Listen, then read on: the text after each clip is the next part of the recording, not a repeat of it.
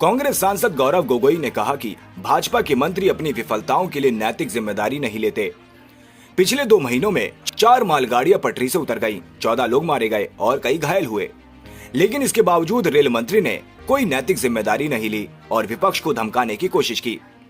हम बीजेपी मंत्रियों के द्वारा ये परंपरा देख रहे हैं कि अपनी विफलताओं के लिए वे नैतिक जिम्मेवारी नहीं लेते और आरोप डालते हैं इतिहास पर।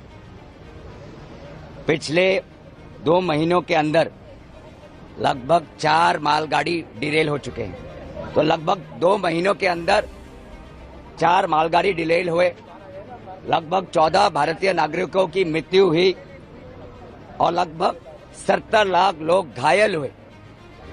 इसके पश्चात भी आज रेलवे मंत्री ने किसी भी प्रकार का नैतिक जिम्मेवारी नहीं ली। हम विपक्ष पर आरोप लगाया, विपक्ष को धमकाने की कोशिश की।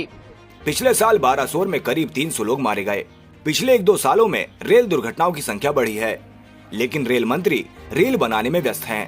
वे रेल मंत्री नहीं बल्कि रेल मंत्री हैं। जो दुर्घटनाएं हो रही हैं उसके आधार पर उन्हें इस्तीफा दे देना चाहिए, लेकिन भाजपा की परंपरा है कि कोई भी जिम्मेदारी नहीं लेता।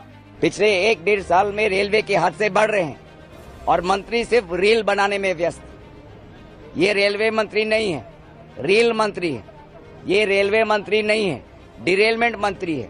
और सिर्फ नैतिक तौर पर कि पिछले 2 महीनों में जब 14 लोगों की मृत्यु हुई, 70 लोगों की हत्या हुई, पिछले साल 300 लोगों की मृत्यु हुई, उसी आधार पर उनको आज इस्तीफा देना चाहिए।